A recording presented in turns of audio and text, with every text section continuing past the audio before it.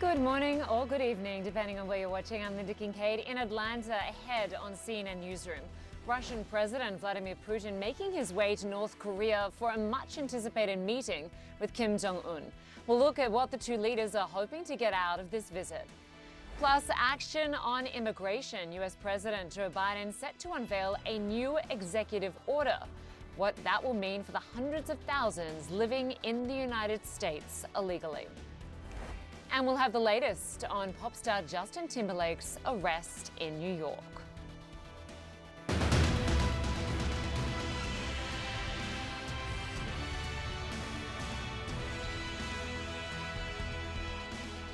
Well, for North Korea, it's an opportunity to deepen relations with one of its only allies. And for Russia, it's a search for more weapons in its war against Ukraine. But for the Western allies, Russian President Vladimir Putin's two-day visit to Pyongyang is raising international concern. Here's what it looks like in the North Korean capital. Posters and Russian flags up in place to welcome Mr. Putin. The Russian leader was in North Korea more than 20 years ago. North Korean President Kim Jong-un visited Russia's Far East in September. In this latest gathering, the Kremlin said both leaders plan to sign a new strategic partnership. Well, CNN has this story covered from all angles. In London, we have our CLARE SEBASTIan, and in Seoul, Mike VELERIO. Good to have you both with us. I'll start with you first, Mike. Military cooperation, of course, is key here. The leaders say they're also going to discuss education and tourism. Take us through the point of this trip and how they aim to strengthen this partnership.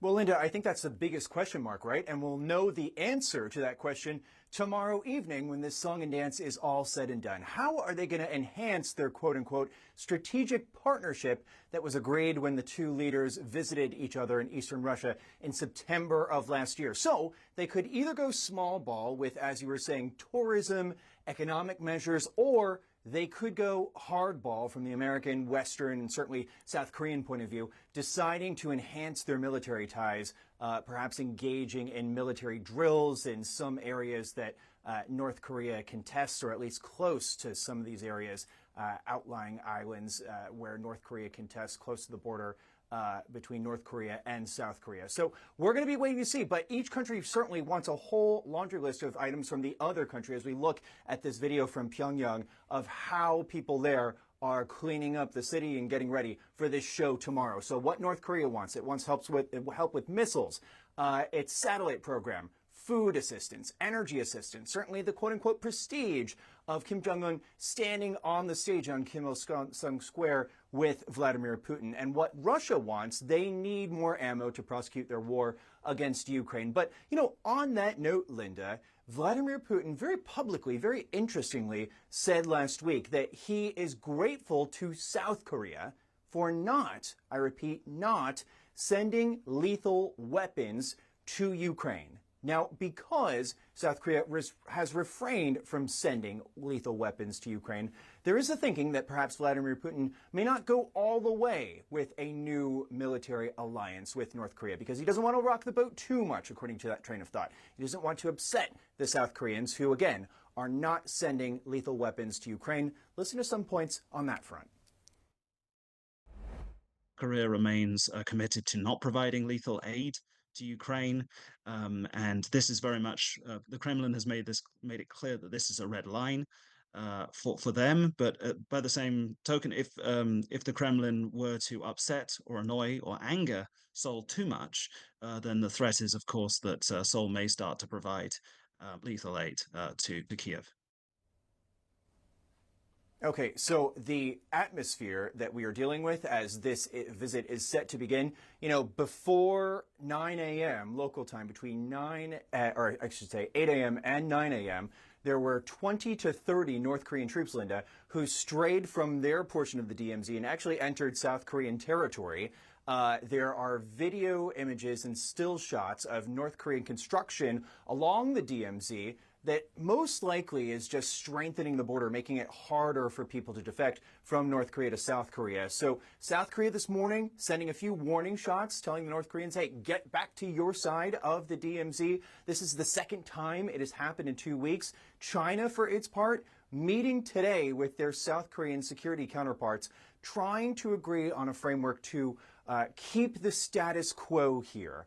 China does not want this boat to be rocked for its part. It certainly has a very tight leash on what Russia does because of its economic ties. So again, we are waiting to see the main question here. What is the deliverable? Small ball in terms of economic measures and tourism, or do they go for more concrete military measures that could change the security dynamic here on the peninsula? Yeah, certainly a lot to watch there, Mike. Thanks to you in Seoul, Mike Valerio. And I want to bring in Claire on this story, who joins us from London. Claire, both countries, of course, are under international sanctions. Putin says they're going to beat them together. Talk to us about this relationship, especially because obviously Putin desperately needs military help right now in Ukraine. Yeah, I think that's clear, Linda, and certainly comments that we've had from Putin, and the facts on the ground in Ukraine speak to the fact that Russia is very much bent on this strategy of attrition, of trying to exhaust Ukraine, to destroy as much of it as possible, essentially, in order to get Ukraine to agree to the terms that Putin laid out for peace on Friday, which involves Ukraine withdrawing from some of its own territory that Russia doesn't even occupy yet. So that is one thing. They would need more weapons and ammunition to continue to prosecute the war under those terms. If they do agree to some kind of military partnership, to beefing up any kind of trade between the two countries that has already started, it is not necessarily likely we'll hear about that publicly, because that would be an open violation of UN sanctions on North Korea, which prevent both import and export of arms. And of course, both countries so far have denied that this is happening. But I think the optics of this trip really matter. And if we really look closely at this article that Putin wrote in North Korean state media, a sort of open letter to the North Korean people, much of it really focused on the whole idea of countering the West, of shoring up this coalition, essentially, of autocracies against what Russia sees as US and Western dominance in the world. And I think, on the one hand, you could look at courting North Korea as an act of desperation, right? It wasn't that long ago that Russia was backing UN sanctions against North Korea. But on the other hand, this is a powerful way to send a message to the West that courting this country with its growing nuclear arsenal, with its complete lack of scruples when it comes to threatening the West, shows just how much of a global spoiler Putin could be. And perhaps they want to send a message to the West that Russia is not to be trifled with in their dealings with Ukraine, Linda.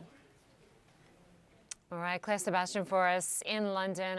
Thanks also to Mike Valerio in Seoul. Good to have you both with us. Well, for more on this story, I want to welcome Sue-Mi Terrier, former CIA North Korean analyst and senior fellow for Korean studies at the Council on Foreign Relations. Good to see you and good to have you with us. Thank you for having me. So it's interesting seeing these images coming out of North Korea, showing the banners, the flags emblazoned with Vladimir Putin's face. This, of course, is Putin's first trip to the country in almost 25 years. Why now? And talk to us about his desperation for more military help in his war in Ukraine. Well, as we've heard, North Korea has been supplying Russia with artillery shells, munitions, ballistic missiles, all of this Putin needs for his war effort in Ukraine. And Russia is now a pariah country, does not have a lot of allies. And how pathetic is it that Putin is now, leaning on North Korea, 198th ranked economy in the world, to help Russia out in his war effort. But so it's clear why Putin is going to North Korea to have this summit with Kim Jong-un. And it's also clear why Kim Jong-un is also seeking to have a closer relationship with Russia, because North Korea needs not only food and fuel and economic assistance, but North Korea needs Russia's, help in terms of sensitive technology to aid its WMD program, weapons of mass destruction and missile program. And last week, Sue, we heard from G7 leaders who condemned this arms cooperation between Russia and North Korea, especially the reported use of ballistic missiles sent to Russia to use against Ukraine, which of course would violate sanctions already in place.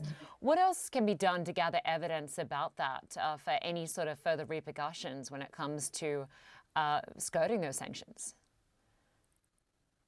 So, I mean, it's both countries are heavily sanctioned, right? North Korea is sanctioned, although Russia and China are helping evade sanctions, and Russia is also heavily sanctioned. But this is a problem because North Korea is not only sending missiles and munitions and artillery shells. What's happening is North Korea is also getting to test these weapons in a battlefield. North Korea didn't get to even test them, right? These ballistic missiles and so on. So it also not only helps Russia's war effort, but it aids North Korea's own WMD program because North Korea gets to test these weapons in Ukraine. South Korea, ahead of this trip, warned Russia not to cross certain lines. It was quite a vague warning. We've already seen images of South Korean forces firing warning shots at North Koreans who tried to cross the DMZ.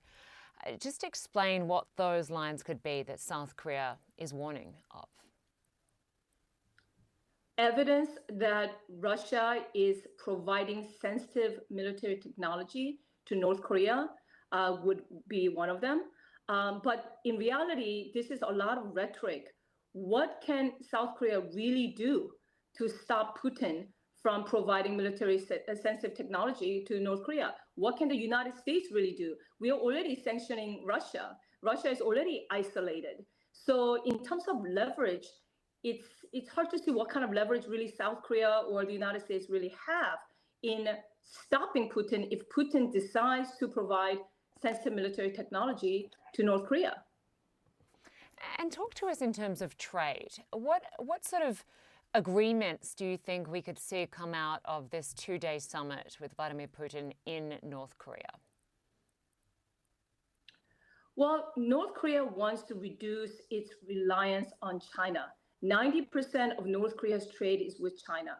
North Korea gets its consumer goods and everything else from China, so it wants to reduce its dependence on China. So they're turning to Russia. So it could be, it's food, it's fuel, it's various different goods, consumer goods. It just needs another country other than China to provide North Korea with things, right?